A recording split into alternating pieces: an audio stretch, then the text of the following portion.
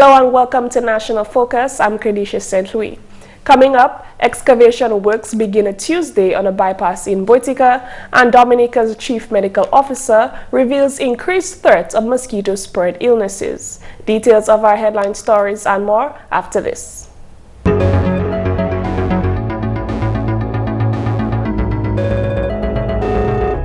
Thanks for staying with us. Excavation works on the Boetica bypass is to begin on a Tuesday, September 22nd. Since the passage of Tropical Storm Erica last month, the communities of Luce and Boetica have been cut off from the rest of the country. On Saturday, a meeting was held with the residents of Luce, Boetica and Lapland, the Honorable Minister for Public Works Ian Pinard, Permanent Secretary in the Ministry of Public Works Kendall Johnson, as well as representatives of NSG and Engineering Company to discuss access for the area. The Honorable Parliamentary Representative for the Lapland constituency, Peter Seja, announced on Monday that access will be made for four-wheel drive vehicles in the first instance. Works will commence from 8 a.m. to 1 p.m. and then from 2 p.m. to 5 p.m. on a daily basis. This is important because we need the residents of Luce and Boetica who use the gorge for access into Lapland and Roseau to understand that in order to ensure that we do this road in the shortest possible time frame, that we must ensure that we curtail human activity in this area as much as possible. It means therefore that for the people who are attempting to access Roseau, that they would have to get to the gorge before 8 o'clock. And of course, the buses get back somewhere between 1 and 2, so that works out perfectly for the people of Luce and Boetica. Work will also begin on Thursday morning to construct a proper zip line to facilitate crossing over the gorge. This is in an effort to allow the people of Luce and Boetica to get provisions, supplies, and underworks across the gorge into Luce and Boetica. Construction of a new bridge in Boetica is also being looked at. Due to the size and depth of the area, that process may take 3 to 4 months. According to Honorable Seja, the average bridge costs in the region of $3 to $6 million.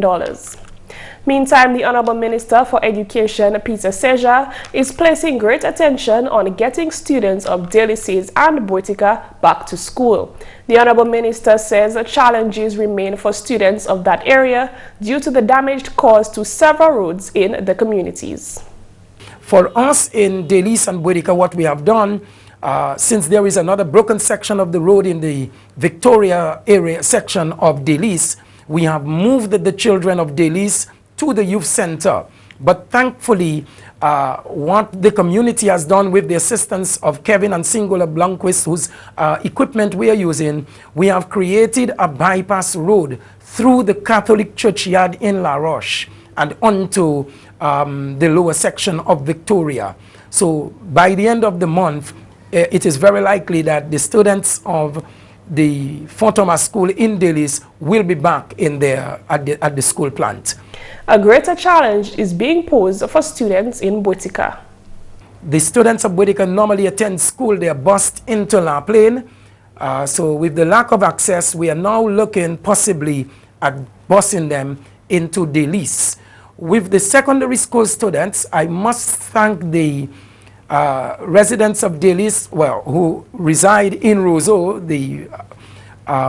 We were able to work with them and to get all of the high school and college students out of Boetica and Luce. We airlifted them into Lapland and then provided bus transportation for them. So today, as we speak, they are living with families and friends from Luce who reside in Roseau and environs, so that their education has not been compromised in any way. In other news, Chief Medical Officer Dr. David Johnson says post-Tropical Storm Erica, there is a risk of disease from mosquito-spread illnesses as nationals are increasing their usage of water storage containers. A lot of us have to be now storing water in drums, and and sometimes these drums are not covered, and it increases the chances of the breeding of the mosquitoes, the Aedes aegypti mosquitoes. We are monitoring it very, very aggressively. We are increasing the campaign as it relates to source reduction of the Aedes aegypti mosquitoes. The CMO notes that some of these diseases include dengue and chikungunya, which recently affected nationals. We have suffered very severely from chikungunya, and some persons remember that, this sort of joint pains, and that it gives you fever and joint pains, very, very debilitating, I would say, joint pains. And it's the same mosquito that causes dengue, same one that causes chikungunya. So we have not had many reported cases of, as far as I recall, the data shows in terms of chikungunya or dengue. Though no new cases have been reported, he encourages everyone to take the necessary precautions. We know that there's a potential of it increasing, or there might be an outbreak if we don't take the necessary measures in terms of covering our drums, ensuring that all the areas that we have around our home breeding, which are suitable for breeding of mosquitoes. We should try to reduce those breeding sites to reduce the chances of the spread of dengue and chikungunya in Dominica. You're watching National Focus. Stay with us.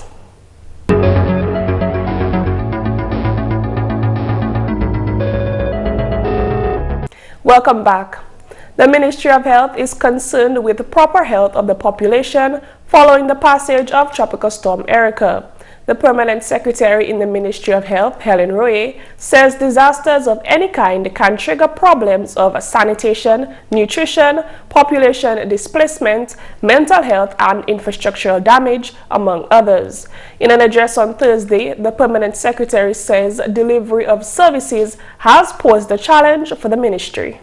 Because of the damage to the rodent network, we have been experiencing a few problems with the delivery of services to areas such as Petit Savan, which we know was evacuated, also Delices. Actually, in our previous or preliminary response to the disaster, we were able to provide services through services being airlifted, persons, health professionals being airlifted, medical supplies being airlifted, but we have been able to resort to using the gauge in Delices. Just a few minutes ago, I spoke to the supervisor, and while we do not have the helicopters available, we know the importance of ensuring that the healthcare services are available. Hence, we have put a plan in place, and actually we have a registered nurse midwife, we have a community health aide stationed in Delices, and we have also been very grateful for the support of the Cuban professionals. We were able to place a Cuban doctor and a Cuban nurse in this area. The ministry has been fortunate in ensuring that its medical supply stock is up to date. We have been able to receive most of of the supplies from our first list that was posted on the website through the assistance of the Pan American Health Organization, and we have been receiving other supplies. Just yesterday we received some other supplies, and this happens almost on a daily basis. What we have been doing, while we know it has been a challenge, even for taking stock as to ensuring that we receive the right supplies, and to ensure that they're not expired also, because we really want to thank people who are willing to donate to Dominica, but we also believe that we should ensure that we receive drugs that are potent, that can be used for at least the next 6 to 8 months, and not things that we would have to discard next week or 2 weeks' time. So we have had some volunteers working with the medical supply to ensure that this is being done. In more news, the Rotary Club of Dominica has shown up in a big way for one survivor of Tropical Storm Erica. On Monday, the Rotary Club presented a check of €2,180 to have Santoni Lazar airlifted out of the country to receive a critical medical attention in St. Lucia. Santoni Lazar, originally from Petite Soufriere, was at work on a farm at Rosalie Estate where he sustained injuries during the passage of the storm. Lazar spoke of his ordeal on August 27th. I was in his farm the day of the rain, so by the time I did cooking everything, I just see the landslide coming and to the property, so I just run to the main road. So when I reach the main road, I meet a landslide. So when I give the one from the garden room, so I met one by the road, so when I jump from it, I go down below the landslide, and the one from the garden, it go through the river over my head. So when I watch myself, I could ease up myself, so I put up my hair, I wipe it, pull up my face, I wipe it, I pull up my two hands, when I pull up my one of my feet, when I pull up the last one, and that one broken, and I could just drop on the side and stay there until about from 11 o'clock to 4 o'clock. I saw a guy who go into Casabras to work, and he could only reach in lift by my farm, so he could not go further. So he ran back to Rosalie to get some guys from Grand Fond on the bridge, clearing it. So he told me where they're going to get him to give me a help. He was taken to the Princess Margaret Hospital 3 days later. President of the Rotary Club, Annie Edwards, says the Rotary Club is happy to assist Lazar get the attention that he needs. We were contacted by the hospital and informed that Mr. Lazar was in a critical situation. During the storm, he fell and broke his leg in several places, and the operation couldn't be done here. So the Rotary Club came together and decided to give a donation. It's exactly 7,000 EC, which is the equivalent of €2,180, and we understand that the government of Dominica will be contributing the remainder. Facilities manager at the Princess Margaret Hospital, Doreen Fabian, spearheaded efforts for the assistance on Lazar's behalf. She says the government of St. Lucia has offered to do Lazar's procedure free of charge. Fabian thanked all for coming forward to assist. We just want to say thank you to the Rotary Club, government of St. Lucia, the government of Dominica, and all those who assisted him one way or the other. Thank you. The Rotary Club has also been actively distributing relief supplies across the island to persons affected by Tropical Storm Erica. The club has received donations in excess of 70,000 EC dollars from other clubs and citizens living abroad to continue assisting with post-Erica recovery and rehabilitation projects.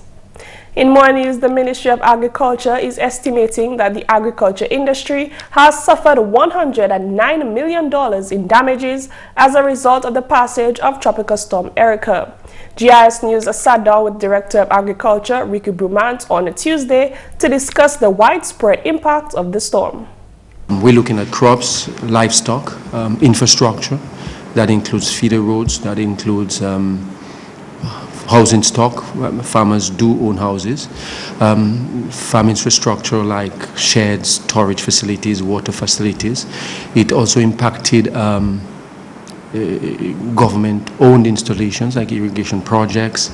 Was greatly impacted, particularly in Milton and Casabras.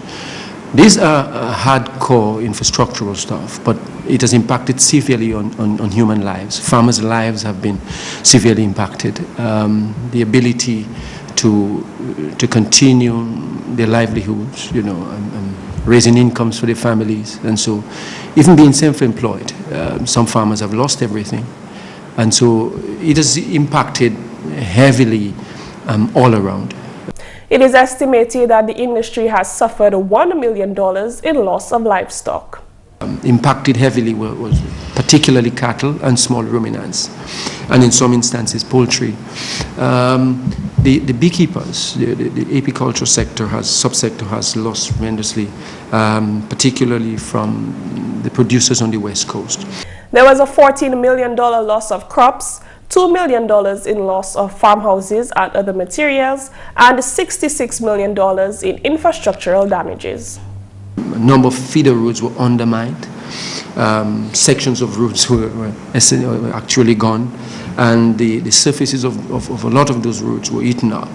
And then we're looking at the Milton irrigation project, where a number of the piping was removed, and in Cassibus as well.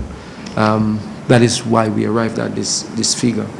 Bruman says while these figures are just preliminary and subject to change after more in-depth assessment, the damage done to the industry has been significant. He says to include in the report is the estimation on loss of lands, as in several instances lands and farms were completely washed away.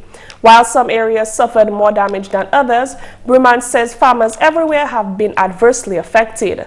A major issue which hinders the ministry's ability to properly fully report damages and prevents farmers from continuing business is the access to farms. We well know about the fact that Boetica and Delis is still being cut off from the rest of the island. And so it's very difficult to traverse from Lapland into Boetica and Delis. And so there are farmers there, there are farmers with produce, there are farmers with livestock, there are farmers who want to cultivate, there are farmers who want to remove produce from those areas, and they just cannot do that at this time in any comfortable way. So until the road networks are essentially, redone and made to be used again, that is what is happening to this group of farmers in those areas. Despite challenges, the Ministry of Agriculture has a plan in place to rebuild the sector. GIS News will bring you more on this in tomorrow's newscast. And that's the English news. McPherson St. Luce is up next with the Creole highlights.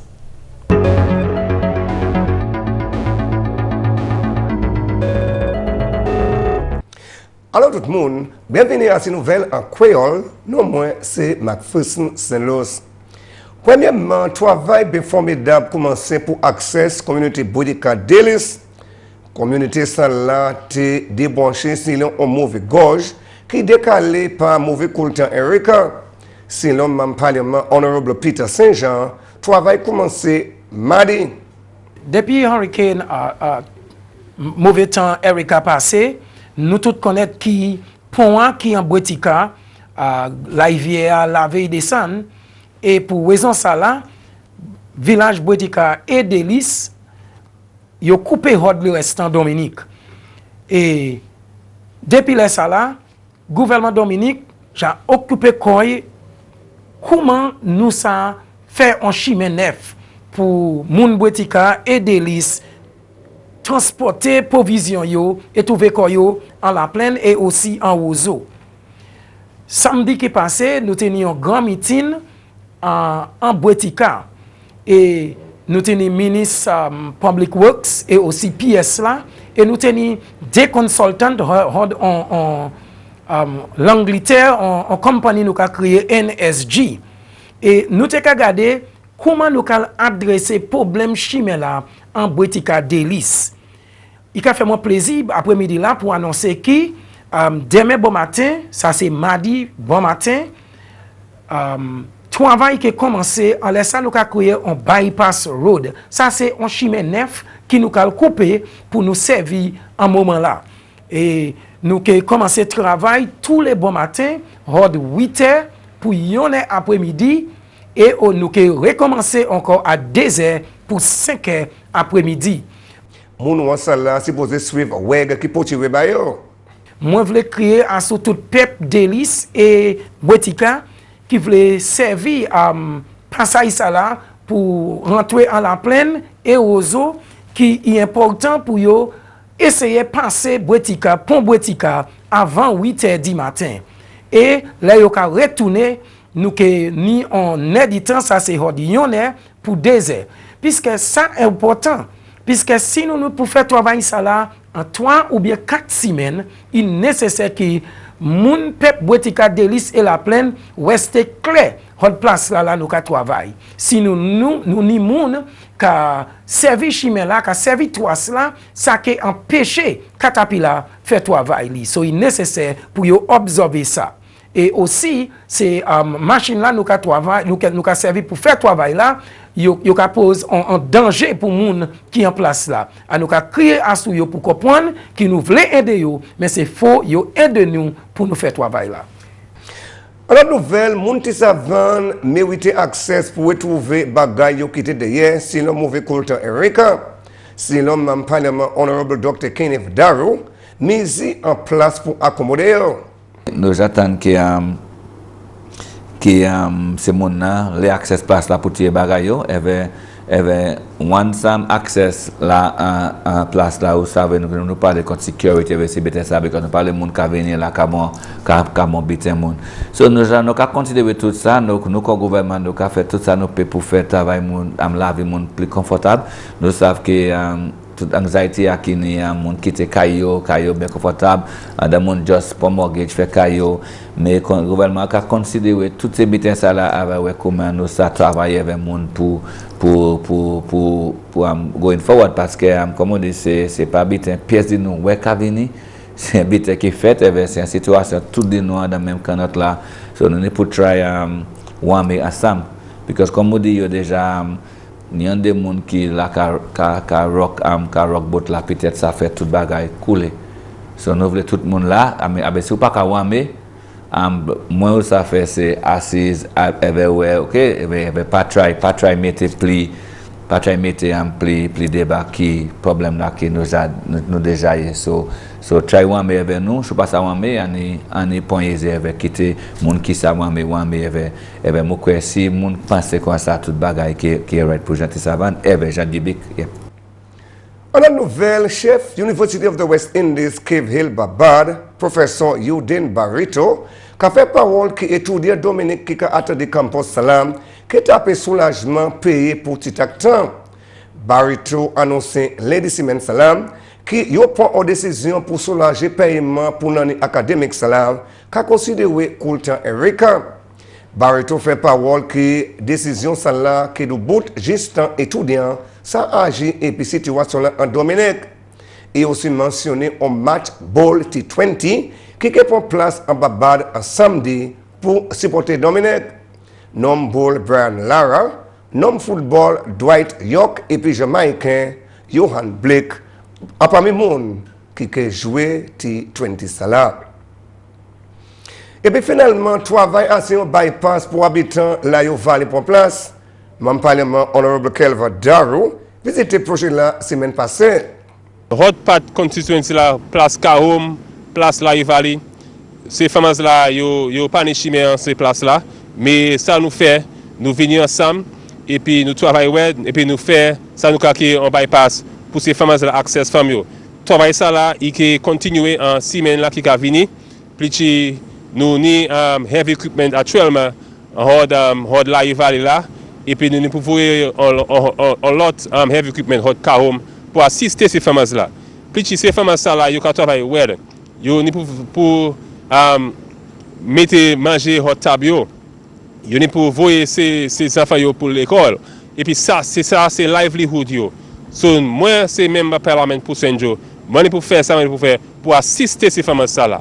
Et puis je dis merci encore pour tout le monde qui vient ensemble pour faire travail ça là, Rod et Sid Bells aujourd'hui là. Messieurs, mesdames, ça c'est tout pour nouvelle en créole pour à présent. Non moins, c'est McPherson St. Luce. Au revoir. Coming up next, your tip of the day.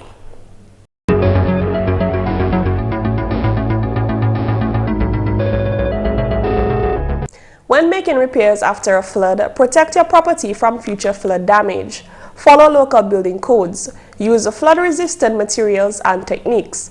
Elevate electrical components above the potential flood height. Elevate utilities such as washers, dryers, furnaces, and water heaters above the level of anticipating flooding, and consider elevation of the entire structure. And that's all for this edition of National Focus. We always welcome your suggestions and comments. Drop us an email at gis@dominica.gov.dm or visit our website news.gov.dm. Like our Facebook page, facebook.com/GIS News Dominica, and follow our Twitter at GIS Dominica. You can also catch up on past National Focus newscasts on our GIS Dominica YouTube channel.